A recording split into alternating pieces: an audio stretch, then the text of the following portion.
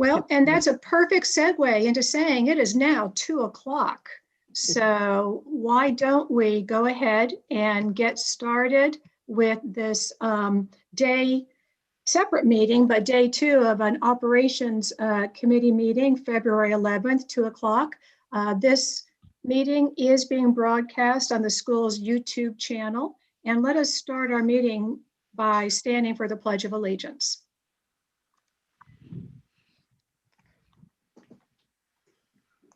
I pledge allegiance to the flag of the United States of America, and to the republic for which it stands, one nation, under God, indivisible, with liberty and justice for all. All right, I muted mine. All right, thank you all who are in attendance right now. And I'm just kind of quickly going through to see who is here. And I'm wondering if Mr. Smith. I don't see him. Have we heard from him or not? No, ma'am. Okay, so right now then, Ingrid, it is you and me, and hopefully Mr. Smith will be joining us in the near future. So first thing we need to do is approve the agenda. So Ms. Boatwright? I move that we approve the agenda. And I will second that, as there are only 2 board members present right now. Okay, any discussion about the agenda? No? Okay. Hearing none. All in favor? Aye. Aye. Okay, unanimous to approve the agenda. Ms. Cushenberry, you said we do have 1 public comment. Yes, that's Mr. Simmons. And if Molly can go ahead and give him a call. Thank you. 1 second and I'll dial him. And Tricia, we lost your picture. Oh, thank you. I usually do that with the Pledge of Allegiance when I'm standing. Okay. So- I do too. Same.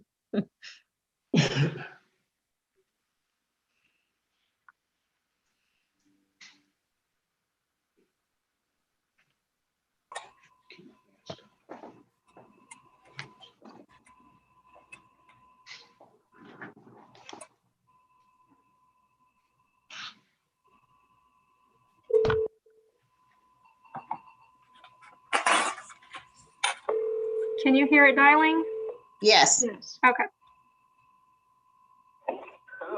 Hello, Mr. Simmons. Yes. Hi, this is Molly. I'm calling you for public comment for the operations committee. You have 3 minutes. 3 minutes. Okay, go ahead. Who am I speaking with? We can't hear him. You can't hear him? Mm-mm. Faintly. Hello, can you hear me, sir? Yes. Sorry, if I lose you, I'll call you right back. I just have bad service. Are you there? Yes, I'm here. You have 3 minutes to speak for the operations committee meeting. Okay, great. Thank you. Yes. So, Alexander Way. It's a couple dirt roads that we live on. It's not maintained by the county. I'm trying during the rainy seasons. It's almost impassable. Last year, I had to park on the school side, which is next to Battle Creek High School, if you're not familiar with it. I had to park on the school side and walk through my property because I couldn't get down the road. That's how bad it is. So I'm trying to see if I can get access to Drafts Way, which is connected to Battle Creek High School, from my property. I've had the fire department pay me a visit on Drafts Way, looking for some type of access because they know that sometimes they can't get down that road, and there is a fire hydrant on the school property near my property line. And they said they would like an access.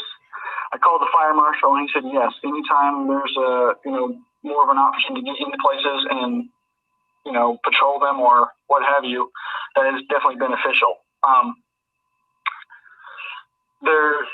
I would like to put a gate on it so it's not readily accessible to the public or anybody coming from my road. And there is no ditch, so it wouldn't require a culvert and all kinds of major heavy machinery to do any major changes. All it would be would take out a tree or two and simply grade it as an alternate access is what I'm seeking.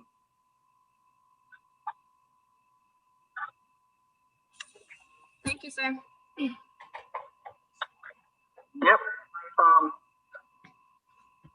Is there any questions for me? Or?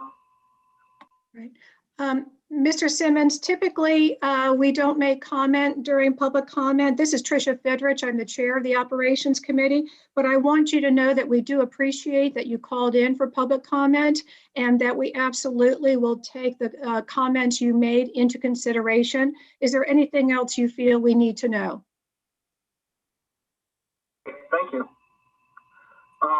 When will I know the decision, or if there is one? This committee will make a recommendation to bring to the full board, and the full board will be meeting again next Tuesday. Okay. Great. Okay. Thank you, Mr. Simmons. We really appreciate you providing us with your input. Yes, thank you for hearing my calls. Thanks. Absolutely. Have a good day. Yep. Does that conclude our public comment, Ms. Cushenberry? Yes. Okay, wonderful. So then the next thing on the agenda is this driveway easement concern, and that would be Mr. Odding would present that. Yes, thank you, Madam Chairwoman. You just heard the property owner at 54 Alexander Way, so that is the property in question. And you've heard some of his reasons for requesting it. Robin, if you could go to page 2, I'll just show you the overview and try to give you a rundown of where we are. I see Robin may have gone away, but when she comes back, I'll give her yep, I was going to say, if you could slide it up, there you go. I need to show that purple drive. So the property in question is where that purple drive ends. That's actually that's the private road that comes to his residence. As he stated, that the road during the rainy season is very difficult to pass, and that is his concern. I guess it has many ruts and things of that nature in it. And as in my conversations with him, they were concerned that the property owners did not have enough funding in order to repair and or pave that road.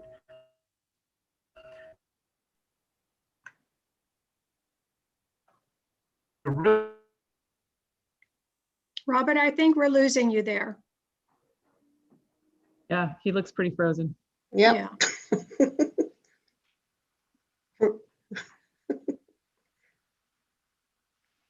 Robert. Yeah, so perhaps I'm going to write a note in chat and see if by chance he can see that. And if not, There he is. Nope. Wait, there he is. Okay. Robert, can you hear us? Yes, was I not?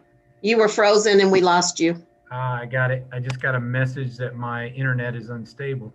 Yeah. Am I back now?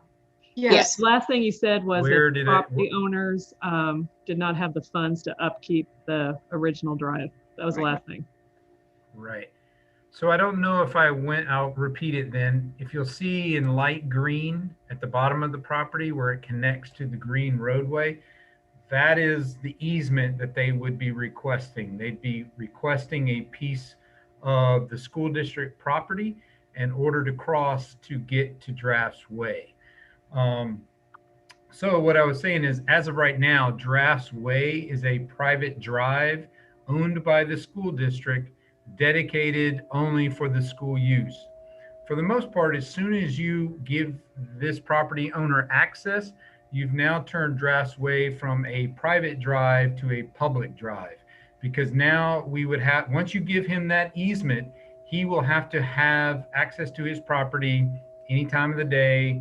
You know, he has said that he would restrict the use, but unless we specify that in the easement, which would be very difficult to police for the most part, it now becomes a public road, and everybody has access and we couldn't block it off in any way. As of today, if for some reason we wanted to run up and down Drafts Way, we have the right to block it off, do whatever we want, because it is our private driveway. Once it becomes a public road, of course, we lose the ability to do that. So that would be one of the main reasons that staff would not be in favor of this. You know, the second thing, there's three main reasons. One, it turns our private driveway into a public drive. Two, if you can tell by the location, and Robin, if you could scroll up a little bit on this same sheet so you can kind of see the rest of the school. So as you see, now you're providing access to the campus at a place very close to the school buildings. So it does break the integrity of a restricted entrance, because now you do have entrance, as you can see there, right near the bus drive and right near the Kate building. That would be the second reason, would because of security. The third reason, Robin, if you can go to the next sheet. So the property in question is the one in the reddish color at the top of the page. We had this same issue with a previous property owner. You see there at a teal color in front of the school. The board at that time denied access to an easement from this property owner because they had access rights in other directions other than our school road. So we've already kind of set a precedent here for one property owner that we do not allow access to our private drives. And I would suggest doing the same for this second property owner. We actually went into a lawsuit with the property owner on the teal. We actually just settled that lawsuit a short time ago, and we were, I guess you'd say we were the winner, Victoria. The lawsuit was on our side. It was ruled in favor of the school district. Did I freeze again? No, you're good. Okay.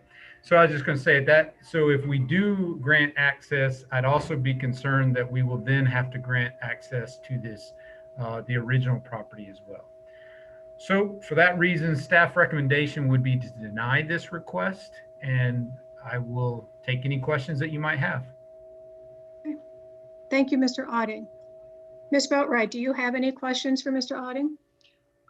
Yeah, I mean, questions. Yeah, for one thing, I believe that if Drafts Way as our road means that we know if there's a car going down that road, it should be a school-related vehicle, right? So that, to me, is a huge security issue.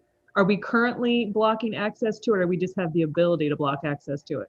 As far as I know, they do not block Drafts Way, but yes, we would have the ability to if we wanted to for any reason, but no, I'm not aware of them blocking it at this time. Right. From a parent perspective, I would like as little access as possible to the school campus, just given the state of, you know, the world right now. It'd be nice to know that if there's a car, that they would be unusual, you know, to have a car, that would trigger something.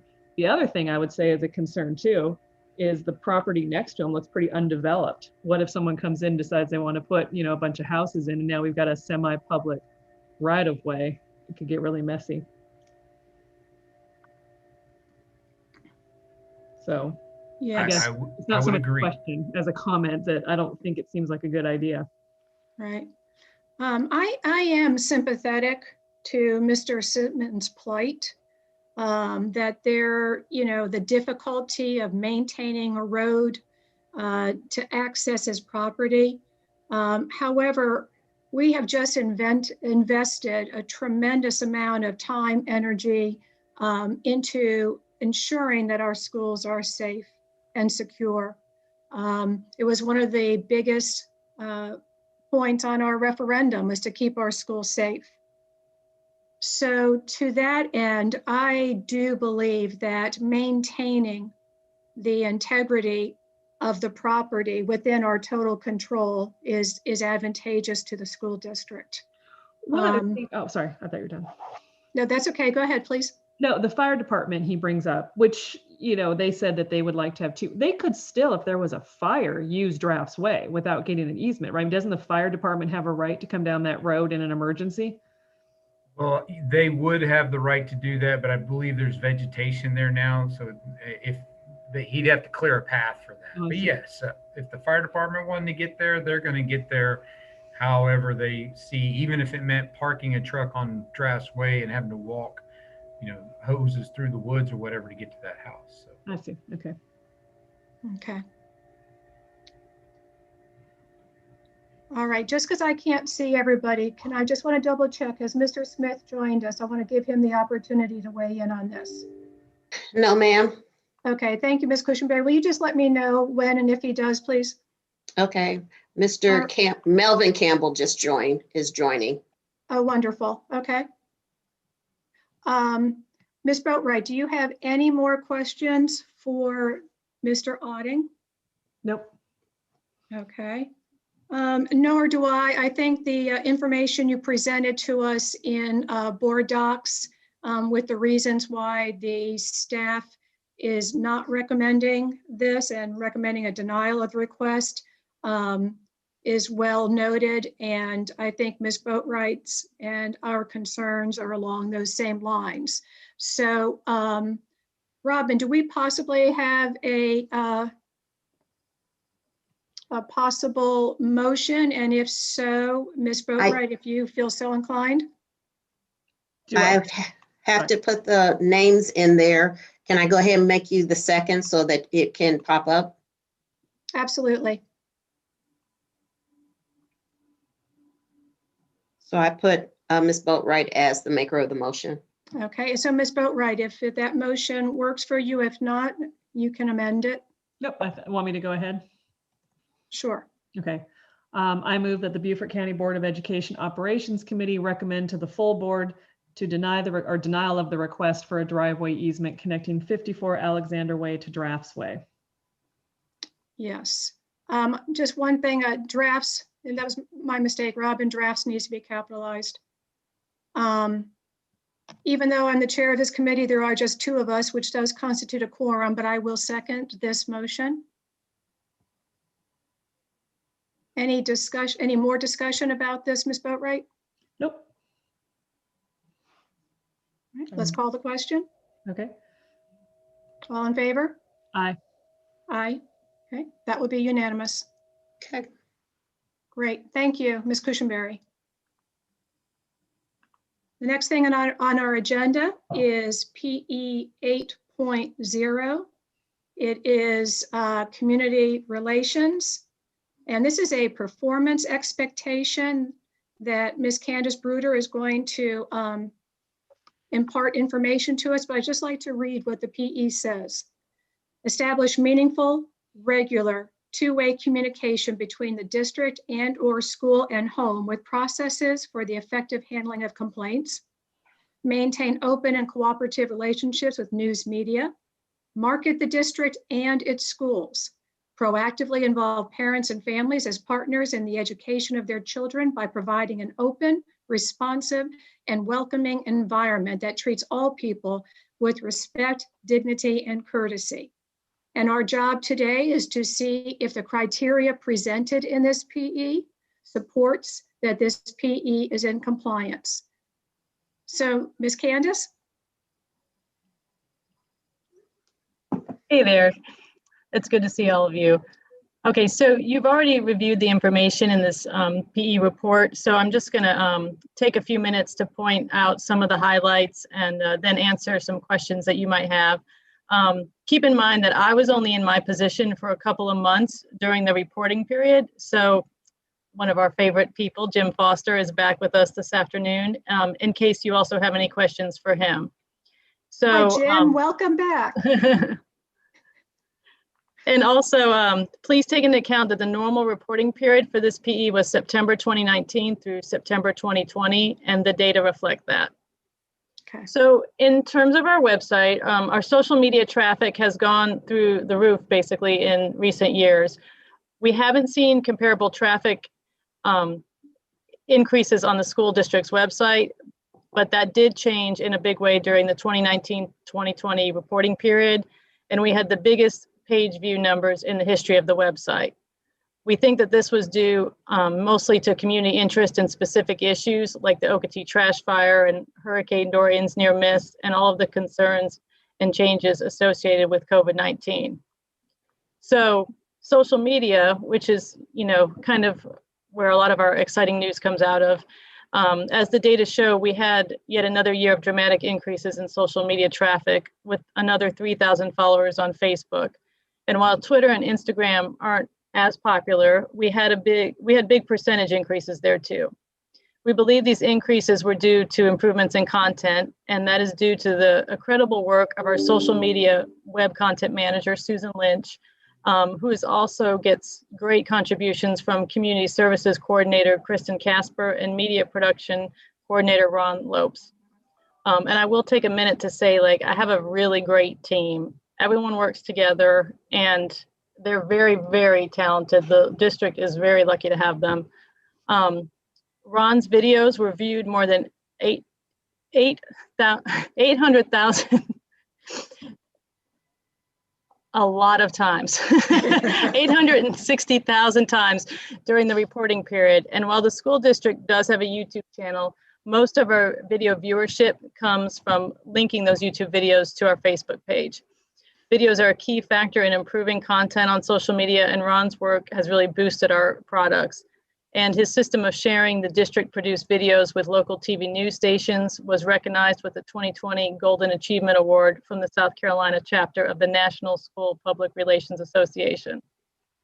In terms of the referendum, and this is an area where Jim certainly showed amazing leadership. We were particularly proud of our communications campaign in support of the bond referendum. A lot of school districts use tax dollars to contract with private sector PR and graphic arts firms to support their bond referendums, but we did ours entirely in-house. The work from Susan, Kristen, and Ron was outstanding, and it also earned an award as well. The PE report details some of what they did to support Dr. Rodriguez and the board. In terms of crisis communications, one of the office's big strengths, based on the feedback we received from stakeholders, is the communications during emergency situations. We use automated telephone calls, text messaging, emails, website posts, and social media posts to keep parents and students and employees, and of course our news media outlets and board members informed with up-to-the-minute news. This happens with major emergencies like hurricanes, but also with things like school lockdowns and bus accidents. In terms of COVID-19, the extraordinary statewide school shutdown last March was just the beginning of an intensive communications effort that's still going on today. Confusion was inevitable under the circumstances, but the Office of Communications work kept everybody informed and hopefully relieved some of the uncertainty. And the surveys that we did let our stakeholders know that their opinions and needs were factored into the district's decision-making. In terms of graphic art, I think it's just important to kind of keep in mind that most school districts our size have a social media / web coordinator and a graphic artist, but we're very blessed to have Susan Lynch, who wears both hats for us and does an incredible job. She wins statewide awards for her work every year, and this year was no exception, as you saw in the PE report. So Susan does graphic artwork not only for the district office, but for individual schools when they request the help as well. And that she wears many hats and does an exceptional job. In terms of one of our improvements was Peach Jar, and that's run by Kristen Casper, who has done also an exceptional job with that. It's been an improvement over the last couple of years because it's a district-wide electronic flyer distribution system that allows outside organizations to submit and distribute flyers to parents. Schools also use the system to send flyers to parents, and last year we sent a record 1,900 plus flyers distributed and archived electronically. Like I said, Kristen, was responsible for getting this system up and running and does a great job managing it. In terms of priority schools committees, and this is my last point, Kristen also serves as the district's liaison with the Whale Branch and Hilton Head Island Middle School's priority schools committees, and the list of her many other responsibilities are in this report. So a shout out to her as well. So tried to get through that pretty quickly, but if you have any questions, Jim and I would be happy to answer them. Yes, Ms. Boatwright? Okay, so I have, I'm new, so some of my questions are from ignorance. I have no complaints. I think the communications department, since I've been really involved, has been doing a great job. this PE, as I understand it, and Ms. Fredericks, please correct me if I'm out of line here, but it's about the district and the home, right? So that's the focus of this PE, is how we're communicating, not necessarily with staff and community partners as much as with families and students. Is there, I don't know if there's a separate PE that addresses something different. Does that sound right? That would be a part of this. Okay. So, you know, as I read in the beginning, you know, there are multiple parts to this. The communication with the home. And then there's the marketing the district and its schools. And so these are all different parts. So I guess, and this is not as much as a board member, but as a parent, one thing I think that it was problematic as a parent is trying to figure out who gets what concern, complaint, or question, right? And so when I was looking through how this PE, I didn't see a lot of stuff in terms of the two-way part. I saw a lot of what the district is doing to communicate what it's doing to the home. I don't know if in here, if I'm missing some of the other initiatives we have where parents, if they have a concern or a complaint or just a question, how we create that welcoming, I forget, I've got to scroll back up here. Sure, that bullet, it should be on the third page. And it is as required by it's like the third bullet down on the third page. Okay. Is it there? Probably. This might be, you might have the older version. If you can remember, Mr. Dowling had requested that we added something regarding how the office maintains processes for handling complaints and concerns and things. Yeah, was it up there? I don't see, the pages aren't numbered, so I'm doing the best I Yeah, can. it might not, you might have the older version there. But what I can tell you is I can read, you know, what we did add to that. We have the office maintains the process for the effective handling of complaints, and complaints would be like a concern as well. Complaints or concerns received via email or telephone are routed to the district staff member or the school principal best suited to respond. Complaints in the form of social media comments are initially handled by Ms. Lynch, who consults with the appropriate district staff member or school principal to address those complaints rapidly and effectively. In addition, private messages are sometimes sent to the district's Facebook page to convey a complaint about a school, teacher, principal, or policy. These messages are acknowledged upon receipt by Ms. Lynch, who then contacts the communications director or appropriate school level personnel for a response. The response rate for those messages is nearly 100%, and the average response time is less than 7 hours, an average that's inflated because many messages are received after working hours and are not acted upon until the next business day. So yeah, I mean, when we get a Facebook message especially, Susan does a wonderful job of getting a response to that and responding very, very quickly. Does that answer that somewhat? Yeah, that sounds like a great answer. Tricia, do you have it on yours? I don't see that on my, Yes, I do. I don't have that newer version. So Candace, will you email that and I'll replace what's in there now with that version? Sure, happy to. Robin, I'm reading that though. I have it. It's on the second page. Okay. Third page.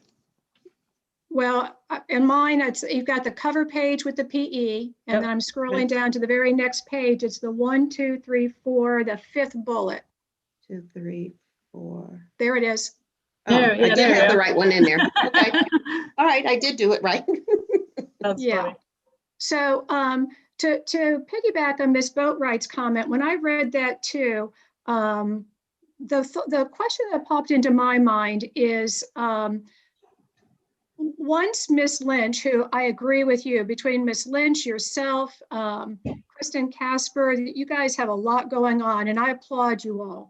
And Mr. Foster, I know that this is a lot of your work in here too, and so thank you very much. My question on this though is there any follow-up, from the district office that's compiling these complaints and then meets them out to the schools or wherever? Is there any follow-up that was resolved, or that this issue has been, the person was actually communicated with and is happy with the resolution? Yeah, I mean, Jim can speak to this as well, but in terms of me, who is going, like if there was an issue with something at Hilton Head, I might respond to the person and say, you know, I'm copying the data specialist at Hilton Head to let them know that should make them aware of your concern. And then that data specialist would then write back, and then I would know that the concern was addressed, and you know, that kind of thing. But sometimes I'll be honest with you, especially with COVID, when things have been, you know, so busy, I'll forward the request. If I don't hear back that someone has received the request, then I will check in again. But if if the principal writes me back and says, thank you so much, I've got this, we'll look into it, then I don't follow up on those typically. And to be honest with you right now, that's just because there's only so much time in the day. If people ever do write back, you know, sometimes it'll be an occasional thing where someone will write back and say, hey, I still didn't get an answer on this. Well, then of course, you know, at that point you pick up the phone and yeah. Right. Okay. No, I would anticipate too, if you're passing it off to a principal, that the expectation is that the principal, you know, certainly would handle the problem. So thank you. That answers my question. Ms. Boatwright, do you have any other questions? The one other question, and again, I'm, you know, since I'm a new board member, I'm doing this more from a parent perspective. And I don't, this might be something that you've already addressed, but I think one thing that's hard looking at from the parents trying to communicate with the district is there's a website, then each school has an individual website, then each school has an individual Facebook page, and then there's a district Facebook page, and the information's not consistent across it. And like, as an example, when I was trying to find out the time of an SIC meeting, on one school, it was on on a district page, on another school, it was on the school's webpage, on another school. So I think, I don't know if we have anything that sort of centralizes how as a parent, I felt like it was a buckshot approach, you know, like I was getting emails, I was getting text messages, I was getting phone calls, I was being referred to websites, and it made it hard to kind of get a handle on if you just had a question or if there was something that you needed to know. The other problem I had was that, you know, you get every piece of information about a school. So you'd have a freshman in high school and you're getting 3 or 4 senior picture reminders a week, you know, and I don't know if that's something that in the time of COVID is even worth addressing, but I would like to see, like next year, maybe some thoughts of how it could just be streamlined, the communication with parents, so that parents are getting the information that's relevant to them in a centralized or at least standardized format. Sure, and I appreciate that. And, you know, definitely I'll talk to my staff about that. I think one of the challenges with that is that the principals do run their schools, right? They run their shop and they're kind of like the CEO of that shop. And so, you know, and there's over 30 of them. And so, you know, that's a very, very large scale task. I think we definitely have room for improvement on it. But just keep in mind the scope, I guess, when you think about that. Oh, I totally agree. And that's why from a parent standpoint, you've got kids in 2 different schools, you're going to get, and it goes to every cell phone that a family has, gets a text reminder, and then you get a phone call with a voice message, and then you get a Power School notification. And so it's just, in a way, it's both over communication and under communication simultaneously if you're trying to sort out what actually you need to pay attention to. So well, and I'll ask Kristen too, but I believe like on Bright Arrow there are options where you can put whether or not you want emails, texts, and phone calls. I think you can select what you prefer. You know, and I think, and I understand completely what you're saying. I think, you know, they're, you know, erring on the side of caution and over communicating, but I understand when that happens that it becomes challenging to say the least. I see that Mr. Smith has joined us. Thank you. Mr. Smith, do you have any comments? Yeah, I do. And I was going to, I just want to respond back to what was said about Mrs. Boatwright has a good point, and I do agree with that as well. But and what Mrs. what Mrs.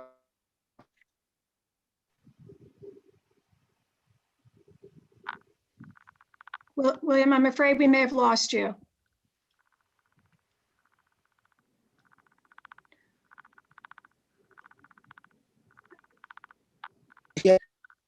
Than what it really needs to. So I think that's something that we should work on as a district to fine tune that, so that everyone has the same message and every message is clear.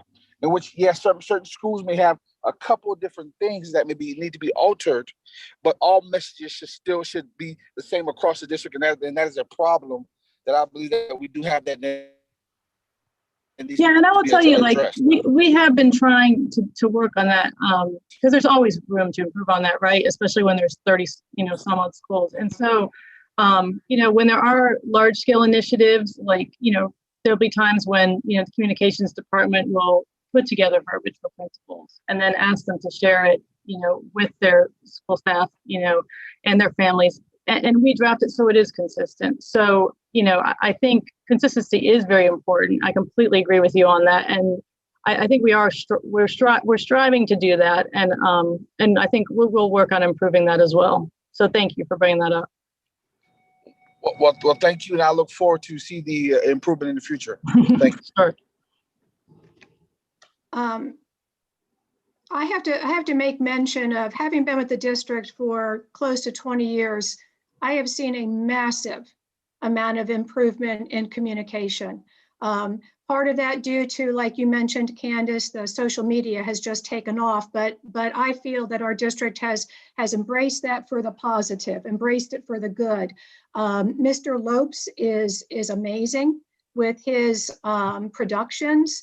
And every time I go on to Facebook and check the district Facebook page, there are some amazing videos of what our district is doing, the students, the teachers, and I want to applaud you for that.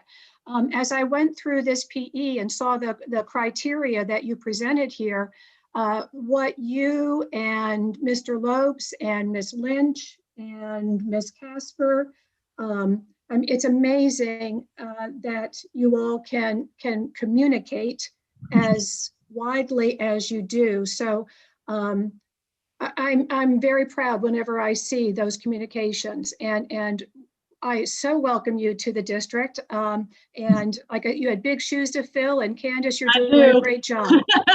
No, thank you, and thank you to Jim too. He made the transition absolutely delightful.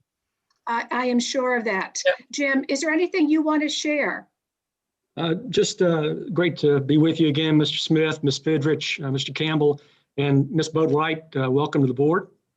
Going back to Ms. Boatwright's question about the two-way communications, the bullet that was referring to the effective handling of complaints was structured that way as a direct response to a specific inquiry by Mr. Dowling, then committee member Mr. Dowling, about the effective handling of complaints. And so it refers to private messages we get on Facebook, Ms. Boatwright, but one of the social media has done more than anything else to help us with that two-way communication. It goes far beyond just those private messages, because those are discrete, specific messages that come from a person to the district through Facebook. But beyond that, the comments that the material that gets posted to the Facebook page, not only by Ms. Lynch, but also from all the schools, that generates, as you know, tons and tons, thousands of comments that are just comments. And Susan Lynch monitors the ebb and flow of that conversation every day. And so if there are any trends that pop up, she will notify Ms. Bruder immediately. And so that gives us a real sense for the kinds of conversations that are going on in individual school communities. And the schools monitor that as well. Susan lets Candace know, and then Candace, if she sees anything that merits attention from Mr. Bradley or Superintendent Rodriguez or Ms. Walton, she runs those things up the flagpole straight away. So, and that's in addition to something that has been curtailed during COVID, which was the town hall meetings in every part of the district twice yearly that Ms. Casper sets up. So that's also, that entire system of town hall meetings is set up specifically for that two-way communication, to put the superintendent personally in front of constituents and parents. And one of the things we've added there is the Spanish language ones that we do twice a year. And it gives me so much pride to watch those meetings with Dr. Rodriguez in the front, Dr. Stratus, both of whom speak Spanish and who require no translation. So the interesting part of those town hall meetings has become the fact that the staff that doesn't speak Spanish are the ones that need the translations. The people who are actually conducting the meetings don't need any translation at all. They're just speaking with the parents. And the appreciation that we have gotten from our Spanish language parents, with more than 25% of our kids being from Spanish speaking families, has been wonderful to see. Just you can really sense the appreciation at those meetings. I would encourage you, if you haven't gone to one, as soon as we start having them again, make sure you go. Jim, thank you for bringing that up. That does bring up a point that I had not considered. When you said that Ms. Lynch monitors the traffic and then can seek, she looks for trends or patterns, and then she can alert Dr. Rodriguez or Dr. Bradley or whomever about where that might be trending. I mean, that's a great source of information. It is. It's not a data point. It's more a sense of just reading it every day. And if there's a concern in a specific community in Beaufort County, parents are going to be talking about it. Right. Right. Very nice. Well, thank you. Is there any other board member on the committee or otherwise that would like to make a comment? Okay, hearing none.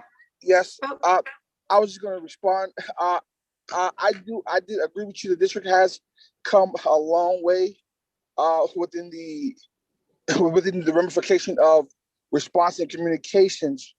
However, I'm not taking anything away from them. I just wanted to make a clarification that I just don't think that it's healthy that when it comes to messages and different things, that we have different things going on simultaneously, and that gives a different look and a different answer on what may be the message that we want to come across, and that we come across from time to have 30 small districts, and we have even addressed that when it came to the behavioral issues. So I mean, it's not foreign, but I just think that that's something that we can continue to work on to be more effectively as a team and as a district to get that done.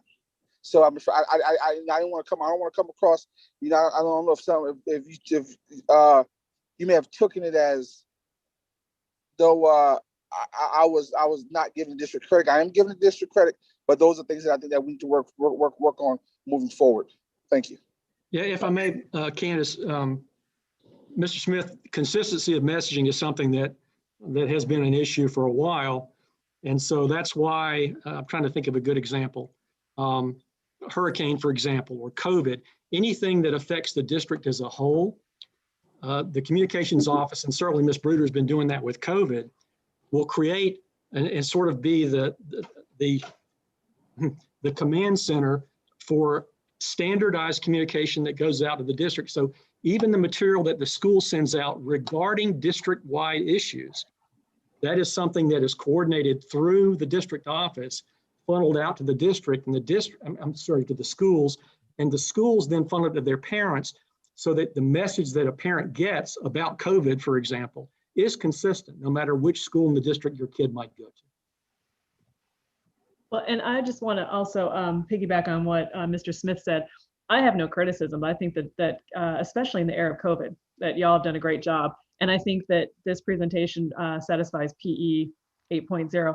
I just think that down the road, as we're eventually going to move out of this COVID situation and we're looking at how to do it better, the feedback I have as a parent, and I'm representing a lot of parents, is just trying to figure out how to be streamlined and centralized and consistent. And it has nothing to do with where we are now. It's just, it's a positive direction to where we can head, in a year from now, maybe.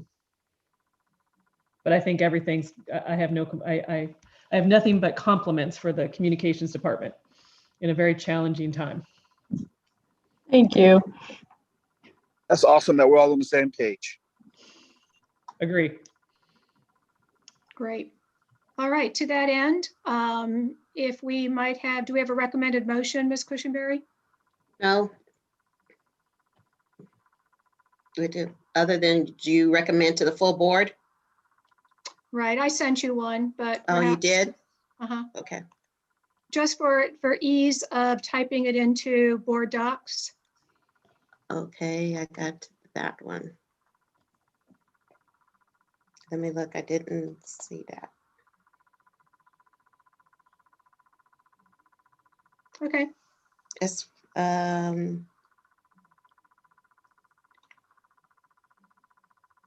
That's okay. Why don't we, it's not that difficult. So, I mean, as far as saying what, so Ms. Boatright or Mr. Smith, would you like to put forth a recommendation about PE 8.0? Okay, I'm going to try this again. See if Motion I've gotten to- any better since yesterday. I move that the Operations Committee recommend to the full board, would you say the acceptance? Is that the word we're looking for? Of PE 8.0? Yes. Mr. Smith, do we have a second? Yes, ma'am, I'll second that. Thank you. So we have a motion to move to the full board PE 8.0 with the recommendation of acceptance. And we have a second. So any more discussion? All in favor? Aye. Aye. Aye, that's unanimous. Thank you very much. Jim, again, it was so good to see you. Ms. Candace, thank you so much. We appreciate it. And please convey to your entire staff the feedback and our appreciation. Will do. Thank you, everybody, so much. Thank Thank you, you. community members. Thank you for your service. Bye, Jim. All right, moving along on the agenda.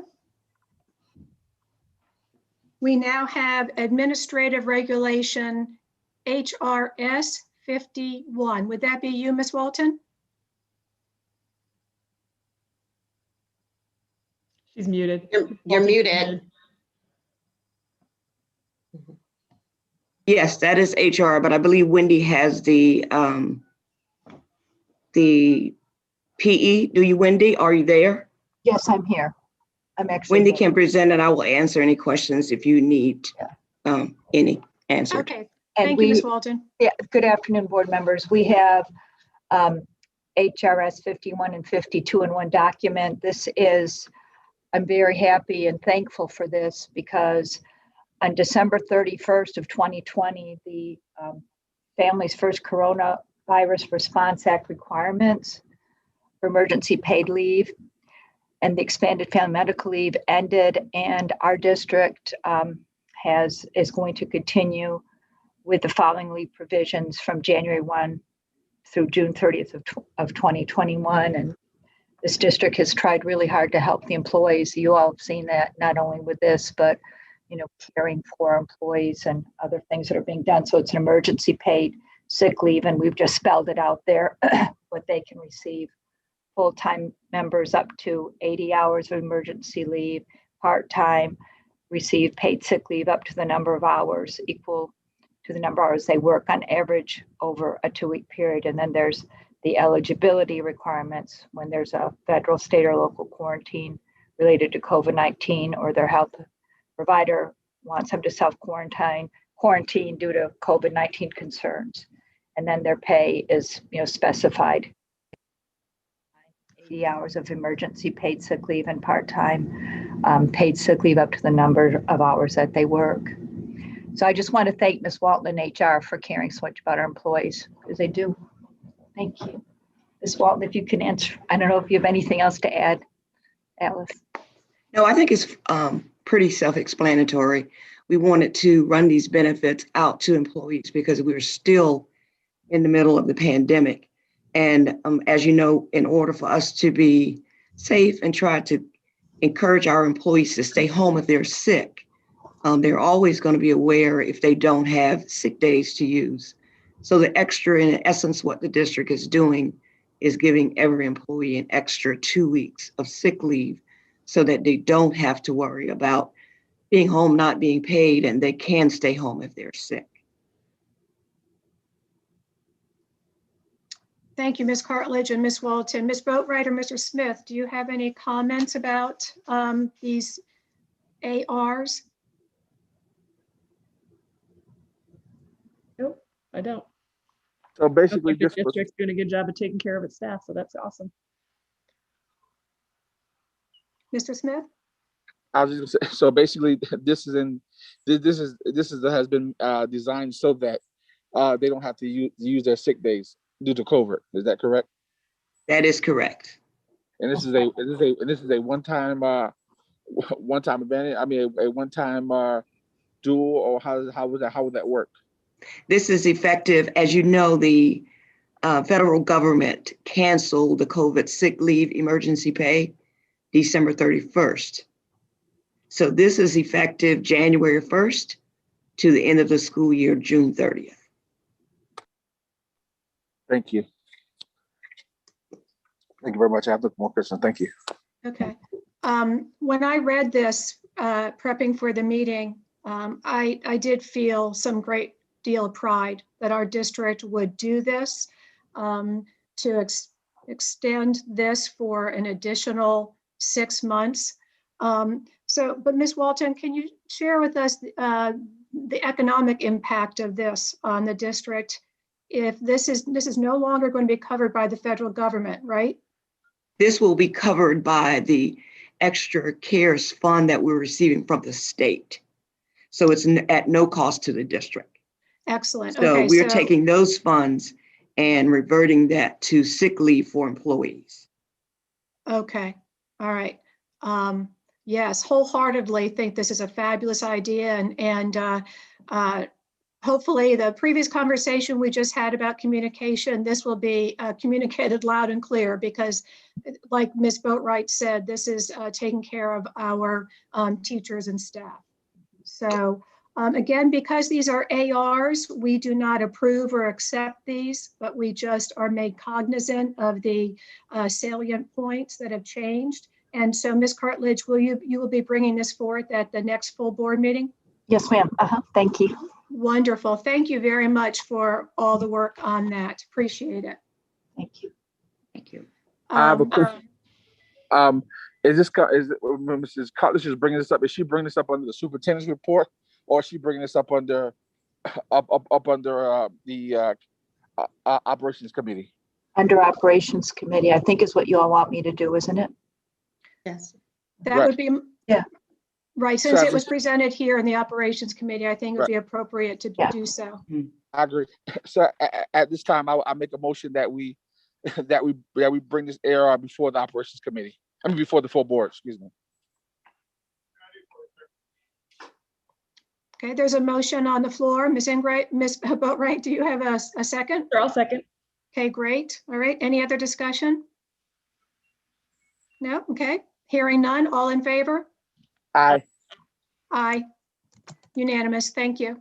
Thank you.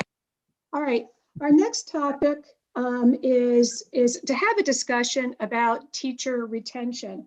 And we have joining the committee today some members from Ladies Island Middle School. Mr. Scott Shipsey is here.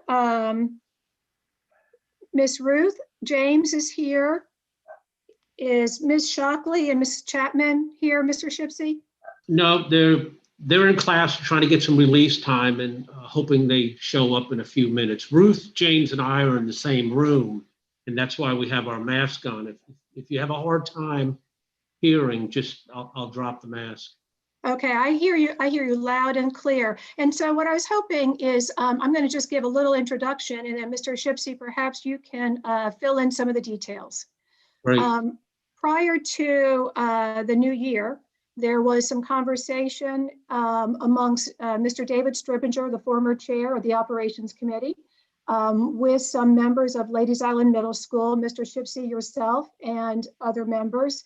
And you said to Mr. Stribinger that you had some ideas that would perhaps benefit some teacher retention, a topic on teacher retention. And so Mr. Stribinger had suggested that you might want to come to the Operations Committee and discuss some of those ideas. And therefore, I wanted to honor that commitment that was made by the previous Operations Committee chair. And so now you have the floor if that is, and add anything else to that history that might be good for us all to know. No, that's great. We appreciate it, and we thank you for the invite. Just a couple historical, maybe anecdotal things about our school, which kind of leads us up to where we're at. I've been here 41 years now, and I could tell you just anecdotally, my first 10 years, I had a principal and I had a mentor at St. Helena Junior High and then into Ladies Island Junior High. And they kind of took you under the wings. The mandates, either by state or local, were not much. So the principal and the mentor really could work with the teacher. It kept me because there were some difficult times, of course, new teachers starting out, but having those couple people take you under their wings was really important to me. Those ties from my first 10 years, teachers, they're still here in the community. And Mr. Young and Calvin White, just the Reedmeyers, a lot of people from the years gone by, they are still here in the community. They're still working some way, somehow, by donating their time or still being involved in the schools. So that first 10 years was really important. The last 30 or so, the amount of mandates that have come down through federal, state, local is putting a lot of pressure on our younger teachers. When I spoke to Mr. Stribinger a month or two ago, he was kind of leaning on some of the 5-year veteran teachers and how to keep them. You'll always lose first-year, second-year teachers. But I thought that was really an important thing because before coming into this meeting, I happened to talk to a teacher who has 4 years in, and she's on the fence whether she's going to come back or not. So, salaries, it's really important and everybody wants to get a lot more money, but that's not the reason why teachers are really here. And just trying to figure this thing out with the millenniums and how to keep them here is, I think, something that we need to look forward as these next months come about on how to keep these teachers in our schools. So I would suggest that it would be wonderful at some point, and Jim Foster talked about this, and we did this last year when Dr. Rodriguez met at St. Helena, and we had a nice community gathering show up. I think it's really important that some people from the district and board members come on out to the schools and maybe just spend a day and talk to our teachers and have a discussion like we're having here. And really get down to the bottom, the grassroots of what's going on and why they are leaving. It has been a revolving door at this school. And we have lost countless good teachers. Now, another recommendation, and this young lady who I spoke to, she's thinking about going to the south of the Broad. There are more teachers her age group than guys like me.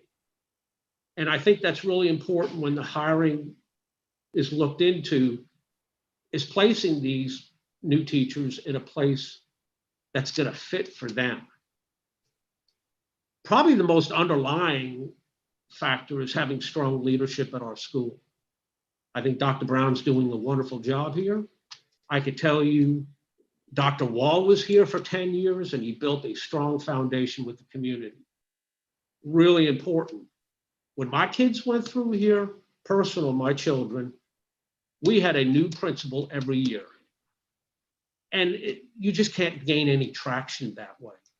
And with teachers coming in and out, it's not a stable environment. So I would think when we start looking at hiring, and I know y'all do a wonderful job at this, and it's a difficult job, but lining that person up with a school. So maybe if they're a little bit older, they may be in a better fit out on the Sea Islands. Not all the time, but sometimes. South of the Broad, I know we lost a dozen teachers in the last 2 years because they wanted to go where people their age hung out. That's one. Mr. Stribinger gave us some sound advice about not loading you all up with 12 initiatives. But here is one that maybe can be looked into. And it deals with ADEP. Ms. Shockley, who's not here right now, she's our teacher of the year from 2 years ago. She's a veteran teacher, board certified. She had to go through an ADEP process. And she's wonderful. So she kind of took that as almost as an insult. Maybe we could look at that little line item, and if there are people in the state of South Carolina who want to move to Beaufort, if they have the expertise and knowledge and the board certified, really not put them through the ringer as far as ADEPT. And I think that that's something that Mr. Scrivenger talked about, and maybe we could look into.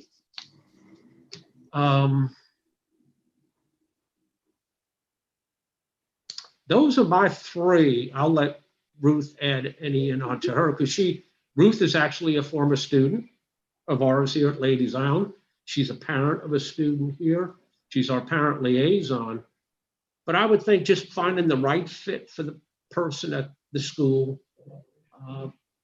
Look into the ADEPT part of it, where we can bring in some new teachers, but not have them go under the strict guidelines of what they do as a first and second year induction person.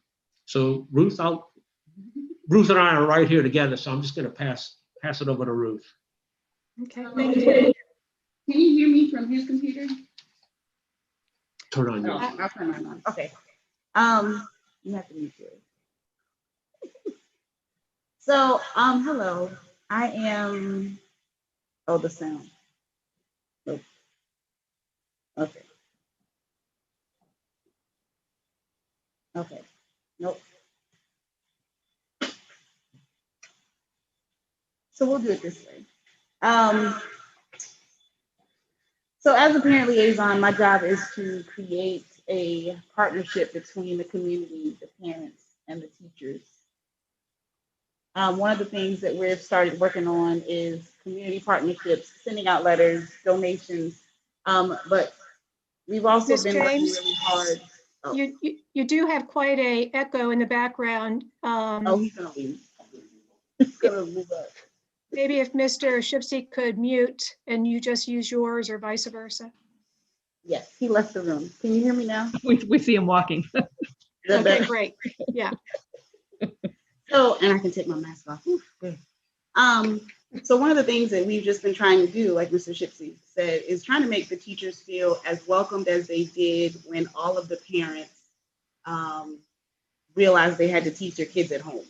So, you know, the pendulum swings. Everyone loves nurses until they don't love nurses. Everyone loves teachers until they're annoyed with teachers.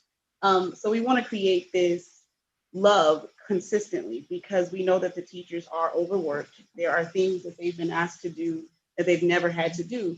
And the teachers are, I have personal friends who are teachers. I used to work at Port Royal Elementary, so I understand that COVID didn't just happen to the district, it happened individually to teachers as well. So this new thing that they're doing, they're really, really working as hard as they can. And they're exhausted, as we all are.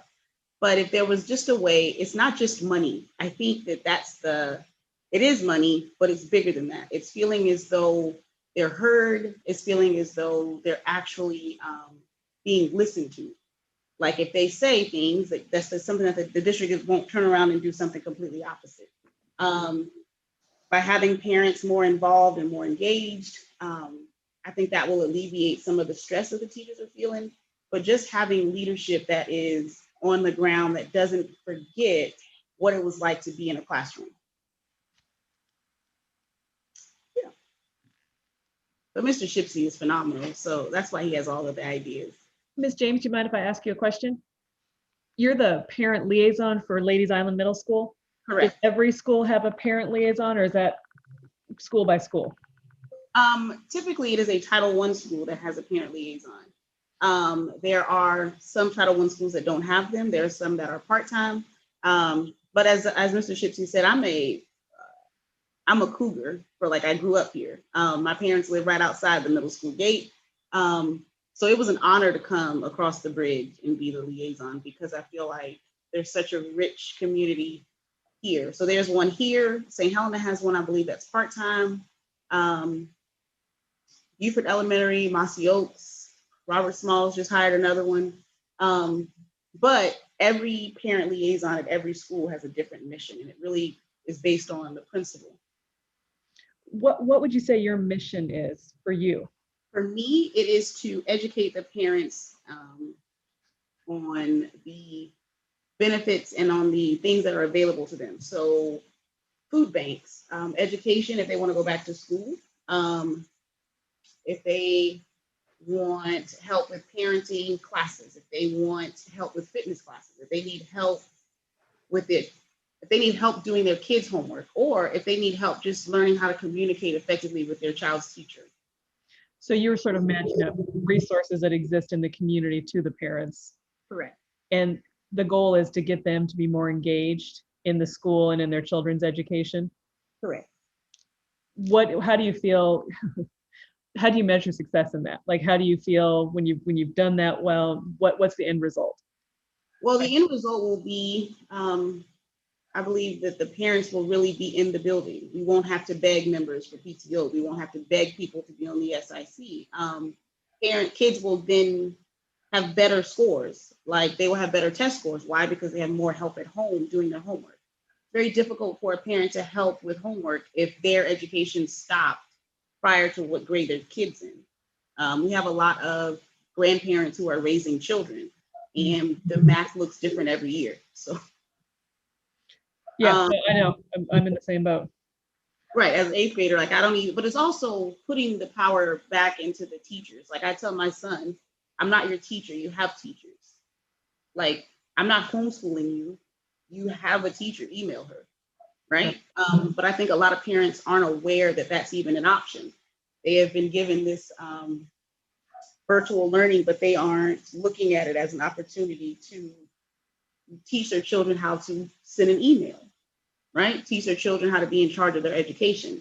My son isn't, like I said, he's in the 8th grade. We talk about that he could do virtual college, like he could do school online. So I think that it's just taking this COVID situation and making it just a little bit better, like allowing parents to know that they're not alone and that we're all in this, we really are in this together, not just a year ago, but even now and in the year that's to come. So that actually makes COVID a positive in a way. You're trying to build on what COVID has brought out. I will tell you, like my son was at Riverview until this year, and being home with him every day from March until the end of the year was probably the best time he and I have ever had. I learned what type of student he is. I was able to teach him things, and now he says these things to his friends. I tell parents that I know that COVID happened to kids too. So my son was like half of a 7th grader when he came. So there's a maturity level that he missed from being in school, like the last half of the school year. There are things that these kids have missed. They missed the transition, the big jump from one school to the next. And they're floundering and they're stressed and they're depressed and they're anxious. But I'm a parent and I have to work and I have all these other things to do. So I have to be mindful of that. And that's what I tell parents who I come in contact with. You have to be mindful that these kids are dealing with COVID too. And in helping kids deal with COVID, right, and helping parents parent during a pandemic, it will alleviate the stress that teachers feel of having to raise and teach some of the students that come in the building. Well, I think Ladies Island parents are lucky to have you. I think that's amazing. Thank you. Thank you, Ms. James. Let me just see if Mr. Smith has any questions.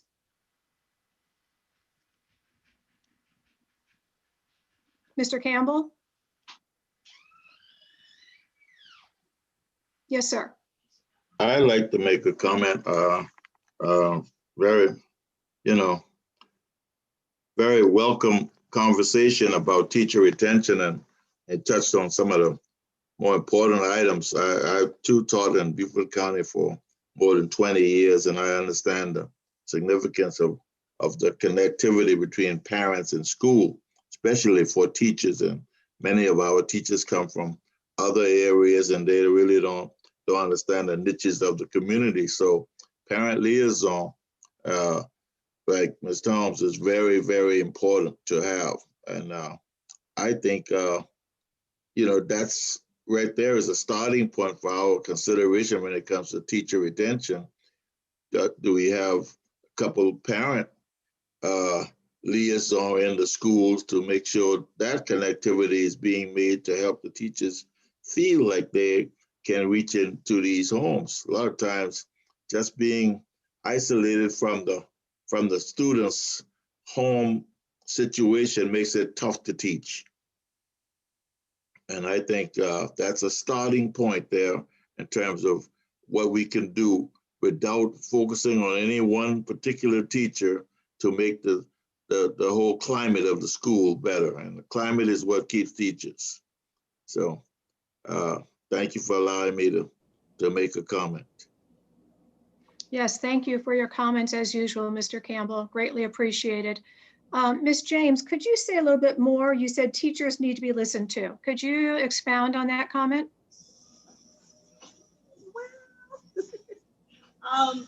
What I've heard from some of my teacher friends is the expectations. Like the expectations are the same, right? But should they be the same? What you are expecting teachers to accomplish during a pandemic, should it be the same as what you expect teachers to accomplish pre-COVID? The grading, like the way they're graded, the way they have to do their grades, the way they have to do reports, the way they have to teach. We're asking them to, essentially some of them feel as though we're asking them to pretend like the pandemic is not going on. To pretend as though these kids are in the building and that parents aren't doing their homework. To pretend as though kids are actively participating, whether virtual or in the room. There's this misconception that kids are going to come back to school and socialize, but are we really telling parents, hey, your kid can't move? Like, we're trying to keep them in one spot. Are you aware of that? I think teachers really feel as though you want what happened in 2018, 2019 school year to continue. And is it possible that are all of those things possible that are required of them during a pandemic? Because we can't say post-COVID yet, right? So I feel like the requirements are still pre-COVID. They're still dated, and they're not prepared for that because there are any of us. So let me just ask, as far as I know, at this point, the state has not waived the end of the year testing, as far as I know. So what I'm hearing you say is teachers are expected to teach so that students will be prepared to be assessed at the end of the year. But you're asking if those expectations are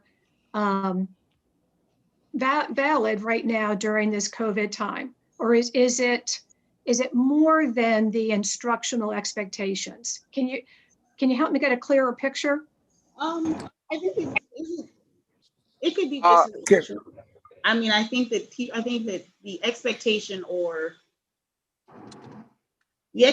that a student who has been virtual, like my son, I'll use an example. My son is virtual currently, and I do not help him with his work. But he has been able to make the honor roll because he is an exception. There are students who have been virtual this entire time, whose parents do not help them, but they are still struggling. But is the teacher going to be, the teacher is ultimately responsible for this child's education, whether he's in the building or not. And the expectation is that they will be able to convey the information in a way where they can be successful. But is that realistic? It is a great expectation to have because you should be able to teach a student whether virtually or in person. But is the expectation realistic in what we are is it realistic? That's yes. And some teachers do not feel as though it is realistic because there are some parents whose kids are virtual who are doing their homework, who are not, or there's some kids who don't have adequate internet service. They don't have adequate help. They're not sleeping. No one is having a parenting class on how to parent these kids during a pandemic. So kids are up all night. Right. Right. Thank you. I think I understand better what you're saying. And you are so right. This COVID world that we're living in, the expectations teachers put on themselves, the expectations they put on the student, the expectations from leadership to faculty, the expectations of all, you know, it is just an anomaly, and this is a very difficult time. Mr. Ships, it looked like you're about ready to say something. Would you like to chime in on this? Actually, Madam Chair, I want to jump in. Just two things kind of piggyback on what Ruth was saying. You know, two of our goals as SIC here at school is to improve our community relations and get out there with parents. And that's what I'm the community resource coordinator, and Ruth is parent liaison. The other one is improving our MAP scores. And that ain't going to happen. I mean, and I think the teachers realize that. I think maybe even the district realizes it. Across the board, 6th, 7th, and 8th, reading, math are way down. And it's just one of those types of years. And the teachers are sweating it. They see where they can't meet it. And it's too bad, but that's just a reality check right now. And that's where I come back to maybe someone from the district. The teachers here are wonderful. They're just looking for reassurance that things are going to be okay. I know contracts come out in April, and you know, COVID's kind of behind us a little bit. I think we need to look forward on where we're going to go, and I think it should start now, where people start coming into the school and talking to the teachers, just to give them that opportunity, whether it's in our lecture theater or if it's in our small meetings that we have, and spend 30 minutes with them and just let them kind of air it out. It's fine to have surveys and it's fine to do emails or texts, but when you sit in front of someone and let them tell you how they feel, I think that's a way for teacher retention to start improving. So those are just some of the things that we wanted to talk to you about, but real people sitting with each other in a room really makes a difference. Right, I would agree. I definitely agree. I think Mr. Smith wanted to say something. Yes, I did. Actually, I wanted to go back to what's the young lady's name from Liaison Middle School? Miss James. Miss James. Yes. I want to go back and take a deeper dive into the conversation her and Mrs. Fridges were having. I think it goes back to what Mr. Campbell was saying. It's about the, as you said, the temperature in the room, or the I believe the word that he used was the climate. Excuse me, and I think she was talking more about. She can correct me if I'm wrong, about the climate of the expectation level of what teachers are going through through this pandemic, because I too have been reached. I have had teachers to reach out to me and have said some of the similar, and I think it was more about the climate and the level of expectation and the pressure and the communication amongst teachers and administrators. I think it's more about that. Was that more in the area of what we were talking about, Mrs. Jamie?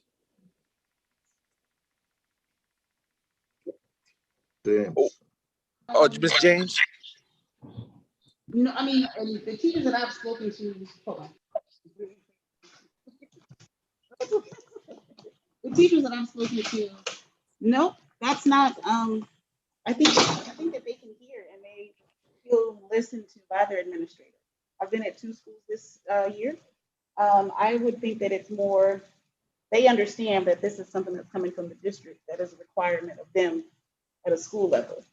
So for them, they understand that their principals are just doing what they've been asked to do, but that doesn't come from the principal, that comes from the head, that comes from the district office.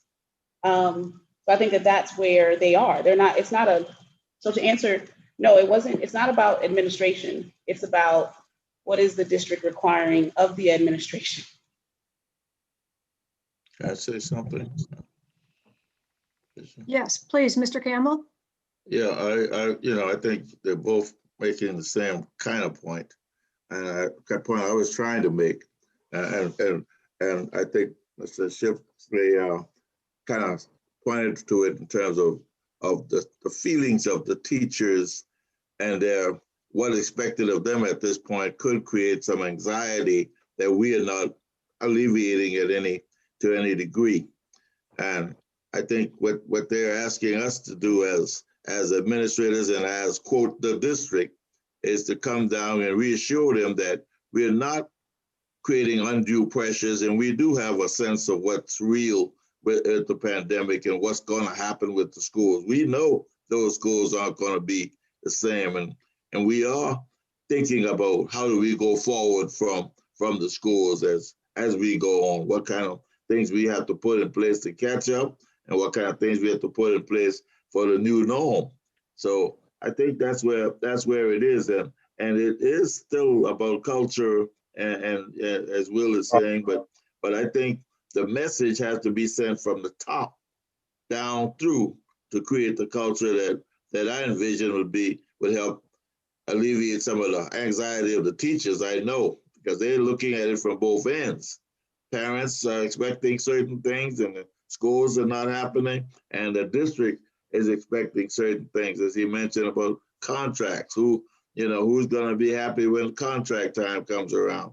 So we need to put that behind us in terms of some community forums or community discussions, so we can let the people know that we are behind them all the way, and we're going to work through this thing together, not necessarily as a big stick beating on little people. So that's my thought about it. And correct me if I'm wrong, if I got the wrong impression. But as a board member, I'm willing to help, ease the tension, to speak, that could exist in a time like this.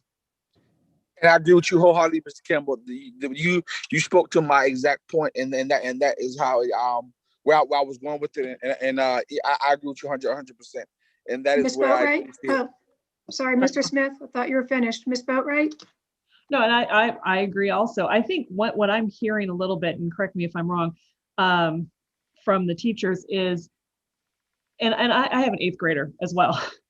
And so we're dealing with some of the same issues. He doesn't want to do the science fair project. And there's part of me that's like, who wants to do a science fair project in a pandemic? Forget, you're trying to figure all these different things out. I think what I'm hearing is that we need a more humanized approach to the teachers, in terms of, I know that adept, is that what you're talking about, is a frustration. Because what happens is in trying to create a good environment for students and teachers, you get these regulations and they're less flexible and they don't allow for anxiety. And what I think the teachers would like, whether it's someone sitting down one-on-one with them or just in terms of how we communicate, is this idea that, we're all, like you said, in this together. We're going to, and allowing some flexibility, allowing people to be matched up to the school, like you suggested, just a little bit more sort of a personal touch. Because I know it's in healthcare too. It's the same thing. You went into teaching because you wanted to interact with students and you wanted to make a difference. And instead you're spending 50% of your time complying with regulations and in meetings and administration. And so I have a lot of sympathy, because that's the same things happening in healthcare. And it's all well-intentioned in order to make sure that standards are being met, curriculum is being provided, all these things. But like you said, when someone comes inside any kind of qualified teacher that wants to come and teach, to make them go through this sort of infantilizing process of meeting all these requirements without a lot of flexibility, I think would be great if we could figure out how to be more humanizing in our approach to, helping teachers meet all these different, even outside of COVID, because I think it's so hard to even look at how we handle anxiety and parent interaction when you're looking at this virtual split, right? Because that's just, hopefully by next year, we're gonna be back in person, but I don't think that problem goes away when COVID goes away. How do we make teachers feel, I guess what I'm trying to get at is, I don't think, like you said, I don't think the biggest frustration for teachers, and both my parents were high school teachers, is the pay. Be great if the pay was better. I think we all would like to see that, but it's just, let me be in the classroom working with these kids without, as many obstacles as there are. So I kind of feel like that's what I'm hearing from the teachers a little bit. Yeah, Right. that's what I agree with you, Ingrid, in that sense. And you know, the teachers are paid with thank yous, and the thank yous start with the students. Now it goes to the parents, and the more thank you can get, the more you get paid, and the more you're more likely to want to remain in that profession. So, and we just got to make sure that we're working hard to make sure that these teachers are appreciated from the classroom level on around the support system that's in the classroom, that's classroom level, principals on down. But that, you know, we can do some things better, and I hear you loud and clear, Mr. Shipley. I hear you loud and clear. Well, Mr. Campbell, I appreciate that. And I'll tell you, being a teacher is more of an art than it is a science. And for these young ones, you really got to let them kind of work out what they're doing. There has to be guidelines. I know the state, we can't get away from that. But allowing them to explore, allowing them to make a mistake, but under the right guidance, and then come back to the table and be better the next year. I hope we can meet again. I would love for you, the board members, to come down, make their presence, have an open discussion. It's kind of refreshing that way, and I think it'll be appreciative by the staff. And we just, hopefully the discussion doesn't end this afternoon. Mm-hmm. Thank you, Mr. Shipsey. We do appreciate you and your team there being willing to share these thoughts with us and to kind of recap some Ms. of Walton, Alice is trying to get your attention. Yes, Ms. Walton, I was going to actually, because this is a segue into having you share some of your thoughts, but you go ahead first, please. I'm sorry. That's Yes, okay. I will. Thank you, Ms. Frederick. I was not prepared for this discussion this afternoon because I didn't know what was coming up. But what I would like to say is I understand teachers, I understand their frustration, but then there are some non-negotiables that we deal with, and that's the ADEPT process. That is not a Beaufort County rule. We didn't create the rule. We can't get rid of the rule. Is it frustrating? Yes. Is it cumbersome? Yes. Do you want to be bothered with it? No.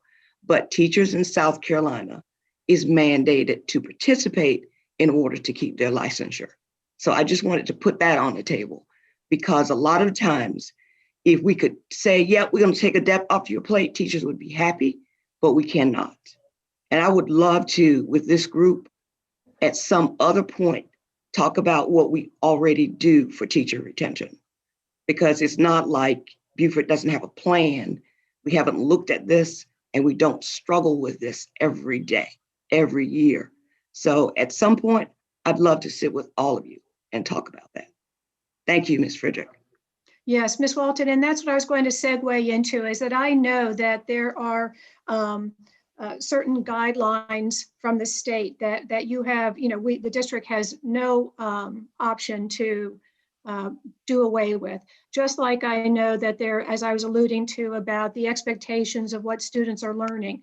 So we know that we have to maintain the high expectations, but I'm also hearing is that maybe the high level of understanding of the type of anomaly, the type of year that we're living in this year is also very crucial. I know that there is a whole cadre of mentors. And so, you know, the discussion is very important to continue. Mr. Shipsey, you suggested superintendent and board members come to schools. You suggested looking at, you know, what to do about the younger teachers that would prefer to teach south of the Broad. You discussed, or you mentioned strong leadership at the schools are very important, revolving doors of principals and teachers, and you mentioned ADEPT. Ms. James mentioned that teachers need to be listened to, and parents getting more involved will increase retention. So I have taken these notes, and I do hope this is just the beginning of a conversation. Again, you know, we did not know exactly where this dialogue was going to go. You've brought up many important points, and we thank you for being willing to share them with us. I do have to say, as far as board members coming to the schools, I will just say it publicly. I've offered several times to various schools to come to faculty meetings, as I'm sure have other board members, to speak for myself, not to speak for the whole board. I think there might be some reluctance to have that happen, but I'm going to make that offer publicly again to come speak at faculty meetings, speak, whenever possible, because the connection between us all has to be strong so that we can dispel any untruths, share what the good things that are being done, and also to look squarely in the face those areas that need to be improved. So, any other comments from anybody? We appreciate it. We thank y'all very much. Thank you, Scott. Thank you, Ms. James, for being here. Thank you for what you do.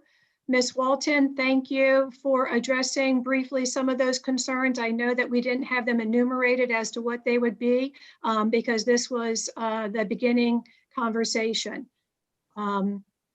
Last thing we need to talk about as far as this meeting is the date and time of our next meeting. So Ms. Boatwright and Mr. Smith, we typically have meetings the second Wednesday of the month. They've been held at 4:30 in the past. Can you share with me your thoughts on that particular time frame for the next meeting, which would be March 10th?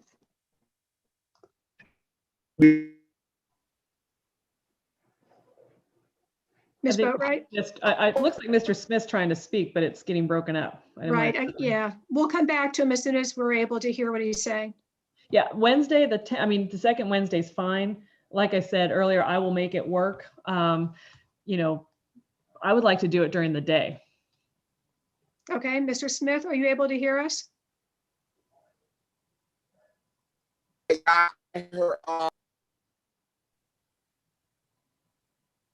All right, since we can't get in touch with Mr. Smith, I'm going to put this off and I will just communicate with you through Robin about the date and time of the next meeting. And what about the one for the end of February? I don't think Robin has queried anybody yet to determine that time. Have you, Robin? No, not unless someone can suggest that. From what I'm hearing from Ms. Ingrid, she wants it in the daytime, correct? That would be preferable. Yeah, I like meeting during the day because I don't work a 9-to-5 job. So, but cognizant of the fact that many people do, whatever. They'd asked for a special called meeting to look. I don't remember what we're looking at now. Something the last February. Right, the construction update. So, Robert, do you have a suggestion? No, I was just going to answer that. I mean, if I want to throw out a suggestion, I'd say Tuesday afternoon on the 23rd. And if you want to do it earlier, 2 o'clock, 3 o'clock. If you got 3 o'clock, you can be done by 5. I mean, it's up to you guys. That would work for me. Yeah, Tuesday the 23rd at 2 o'clock. How does that sound for everyone else? After sometimes daytimes are a little rough, and then also my question would be to us too: Are we trying to? It depends on. Are we trying to allow parents and community to hear our topics too? That's another reason why we meet late in the afternoon, to give people the actual time to call in or to listen and see our meetings. So early in the day does not always work for me because I do other things. So the afternoons kind of work a little better for me. Well, that's a good point about the community being off of work. But if we're going to do it that way, what I would prefer is like say 4:30 or 5 3 o'clock's a little tough just because that's when kids are getting out of school. Right. Okay, right. Then let's stick to our 4:30 time frame that has been consistent with the operations committee. So Tuesday, the 23rd at 4:30. Right. Robin, and then also, Mr. Smith? Yes, ma'am. Then also, I would just like to piggyback off of when you were finishing up about the discussion of the last topic, and I was wondering where do we go from here, because I think that this is that is definitely a topic that is not done. I think that there's some more that we need to do towards this topic. So Oh, as Chair- absolutely. There's a lot brought up today that Ms. Walton has some responses to. You know, we kind of covered the gamut about different things that might play into teacher retention. And Ms. Walton would need some time to kind of collect some important information as to what is already being done. So we will definitely follow up on that, Mr. Smith. Just don't have a definitive time at this time. So back to the topic at hand. So we're going to do the 23rd at 4:30. Does that work for everybody? Yep. Thank you, Mr. Otting. Thank you, Ms. Boatwright. Mr. Smith?